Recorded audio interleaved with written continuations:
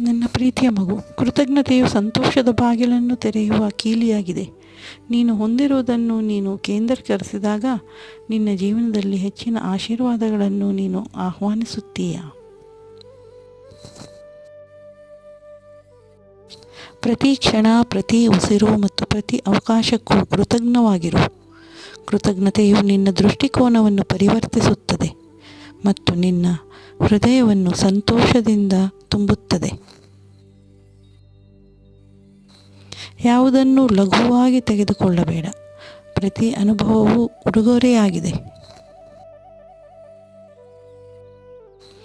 ನೀನು ಕೃತಜ್ಞತೆಯನ್ನು ಅಭ್ಯಾಸ ಮಾಡುವುದರಿಂದ ನಿನ್ನ ಹೃದಯವು ಹಗುರವಾಗುತ್ತದೆ ಮತ್ತು ನನ್ನ ದೈವಿಕ ಯೋಜನೆಯನ್ನು ನಂಬಿಕೆ ಇಡುತ್ತದೆ ಮತ್ತು ನಾನು ಯಾವಾಗಲೂ ನಿನ್ನೊಂದಿಗೆ ಇರುತ್ತೇನೆ ಎಂದು ನಂಬು.